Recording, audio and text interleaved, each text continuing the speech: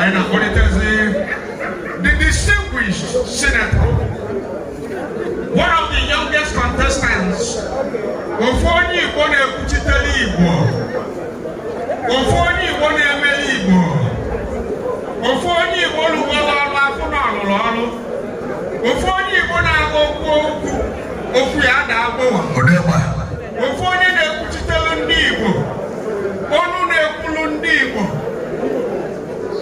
Anyị ekene ya.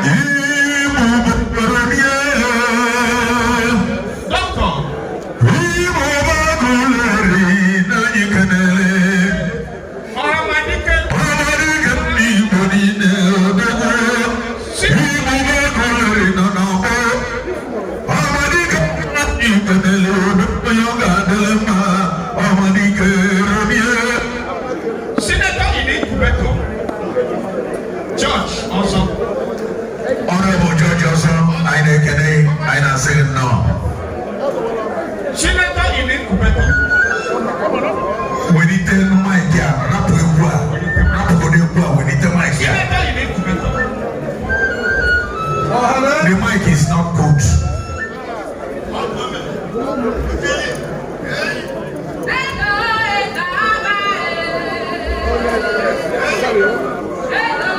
Ohaneze Ndi Igbo. Dịka isi wee kwu Ohaneze Ndi Igbo. Ọ na-esi n'anyị ike. Mana onye ọbụla urufu Ohaneze si daalụ n'ime ka onye fọ ya kwụghị n'aka. Anyị ga-eki atọ ọzọ si ọ na-esi n'anyị ike. Onweghị onye unu Ohaneze ga-abụ sisọ dịsi Ọhamadike. I never tell. In on a Senate with only 18 months. I went in a year. Now all the communities in the Central Senatorial District, they have 58 communities. In that 58 communities, your projects forever. My own brother of Ghana in a boom. Open in a Senate. All of Ndi Igbo. Mweba. Na anyị nọ ebe a ọnya ka Ohaneze na-esi wee sị na tata na anyị ga-asị gị daalụ ka anyị gbaa gị ume. Anyị gbakwa nke ị na-apụ kịta anyị fụrụ na Jos agbaghị ebe anyị gbaba mfa jisi ike si kwaba gị na Chi Valentine gbara akwa unu si kwaba akwakata ihe a akwaba unu asụrụ in Jesus name. Anyị na-ayọzi the chairman go present award I can get with your prayer to the nation.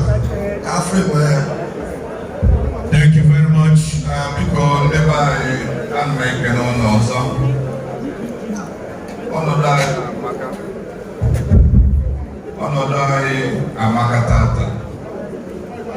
When chairman of Police Ohaneze Anambra, Oko alumni Nebukasili, before Mbata. And of me, heading back, a Pulmapia, Maka, or the Nigeria. Mulone, Mafibo, among the proud, Yamona Mokeneme, for the first time in Nigeria, and we had a good shake the establishment, a challenge the status quo. Pulumana Moke, we are easy. I got one more. No matter the interest, no matter the party, no matter the platforms, when you got the next president of Nigeria will be Ndi Igbo. Never have I opened here. There is no politics. I don't know for 18 Afenifere Bullion address the poor has to go never happen. Akaneku, the Middle Belt Forum, we buy you 2 days ago, na Jos. Ono fully Hemalono, Kaj Kotlodon, Wesi, Noyaba, and then you can be pandemic, Forum. So, even the Northern Forum, Nigeria in there, would they go, Noyaga for the next president, will be to be. And they told our and see no the best. Exporting in Moke,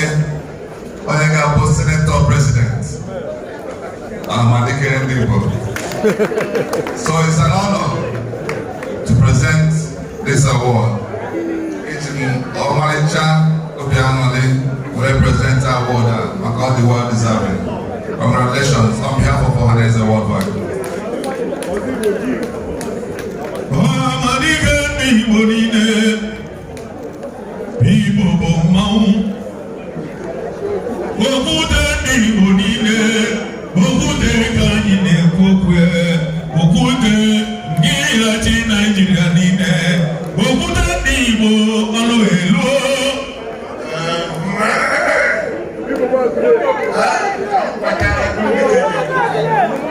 Ohaneze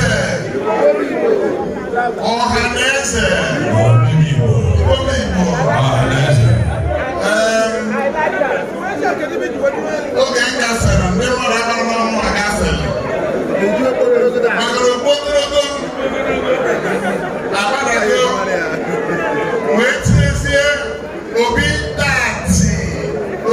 tati dere anyị si na ọyụ nkuzi maka na obedient ọhụrụ okpotorogo ka m ji were bata ebe a ndị n'ọnụ ụzọ ya bụ oge nga maka ama aka ama ma n'ife ka nte rapụta nte n'ọnụ wee sị ka anyị soro na-eme ngosi ebe a na-eje na ebe a nọ ọ bụ nke ekuzi okwu Peter Obi 2023 Obi for president ọ ya ka m ji ejezi ebe niile mbọsị eji eme ihe ọzọ nke ugbere na-adị na ya adịkwa elu kịta a nọ n'ọrụ ndị nke odegwara ya ma ha na-ejikwa nke nwa a na-ama ma enwe emergency ewepụta m ya. Tata bụ Igbo Day ụwa niile na ka anyị ji gbakọ o were bịa ndị Igbo wee gbakọ na-eme ncheta mgbe eji eme ụbọchị ndị Igbo pụtara onwe ha wee na-emere dị iche iche nke arọrụ ma amaka arọrụ ma arọ 2012 tata bụ ọnwa nke ikpeazụ ụbọchị nke ikpeazụ n'ọnwa itoolu na-alaba na 30 n'ọnwa nke itoolu tata mara mma eji m obi aṅụrị na-anabata onyinye ndị Ohaneze nyere m iji wee sị ọrụ na ọrụ ndị Igbo dị mma otu a nọ ebe a ibe dị m mkpa bụ ọdịmma ndị Igbo ụwa niile Igbo kuru ume agụwa ndị bụ ndị mkpa na Naịjirịa gụnye ndị Igbo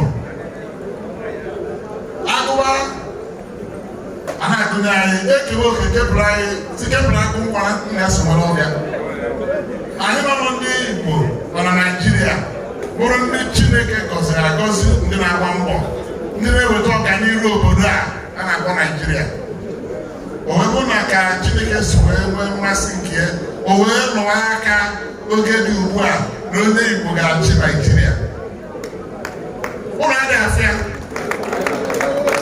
ile a na-afịa ebe niile dị na Naịjirịa ọ ndị Igbo na-eme ya ọ Chineke rụrụ aka ndị Naịjirịa wee na-eso onye ga-eweta ọganihu na Naịjirịa na ọdịmma mmadụ niile asụkwa m kwuara nkebe zuru nne m maka oge ebidoro dịka onye Igbo ama esozo prezident anyị na-eti mkpu na-agbagharị wee sị kedu ibe na-emeziri ọmụma Nweke dọrọ amara ka agụba dọrọ adọrọ nkọ emekịta Chineke wee ji aka ya wee sị ha ụzọ mepee dị mkpa anyị ji enye ma wee zọpụ mgbe anyị na-emesiri n'aka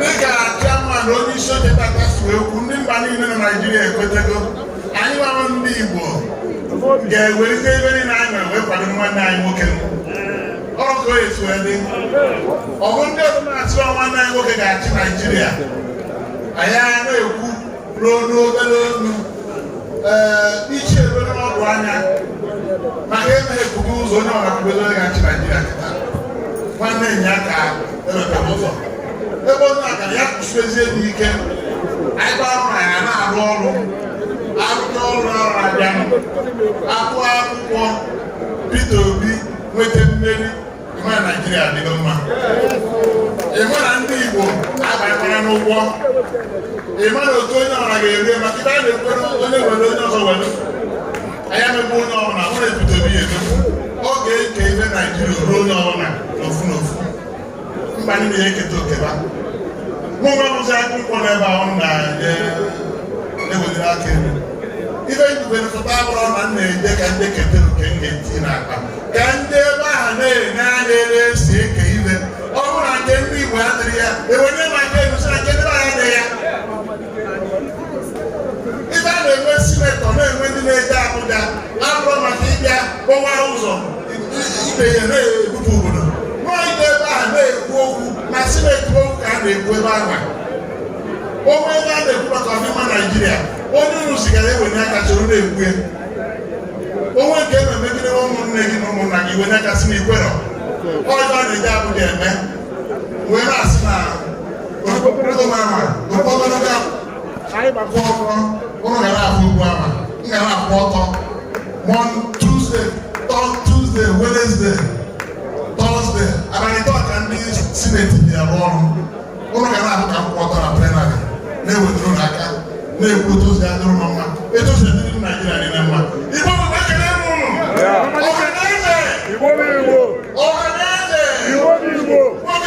Ohaneze onye nyere onyinye na-asị demenu ndị Ohaneze demenu aga m eji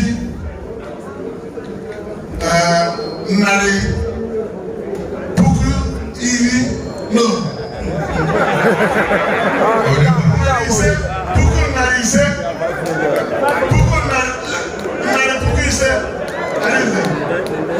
ise a ga-eji na ụmụaka ya 500,000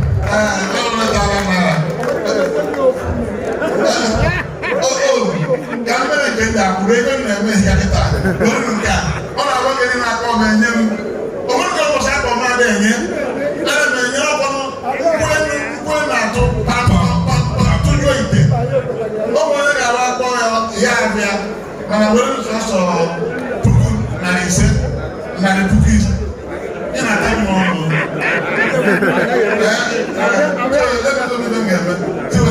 eweta enye ụlọ ọ bụrụ emechaa moto eweta enye ụlọ ọ bụrụ ịhụrụ ka aka ana biko mụọ ya etinye kwuli 100,000 na-akụ n'aka biko onye a tinyere 100,000 narị puku naira otu narị puku naira bụ injinia Chris Okoye bụ o nwere akwụkwọ na-ede maka ya maka mkpa ọgbagoro ndị Igbo na Naịjirịa onye na-abụ ọnọ n'okpuru ọrụ arụ ọrụ ndị kwụ ọtọ na-arụ ndị na-afụ ya ọ bụrụ na obodo Igbo atụ nọ silent worker ọ na-arụ behind the scene injinia Chris Okoye bụ ya bụ ofu onye n'ime ndị Igbo nwere na-echere ndị Igbo echiche ọma ọganihu ndị Igbo bụrụ akụrịta ọ ga-adịrị mma bụrụ akụrịta n'elu okwu n'ụmụrị na arụma onye ga-ide biko onye ka m bụzi Ohaneze George Ozo Amalike Ndi Igbo ka anyị kwadoro with the sum of 50,000 naira. na-akụ n'aka Chief George Ozo immediate past chairman. Hi Chief George Ozo Ifechukwu dere na Bagana ji na puku naira iri ise ọbụghị ise puku naira iri ise were akwado dịka ọ daalụ nne Thank you. Maazị Emerife o nwere ife kwuru Chief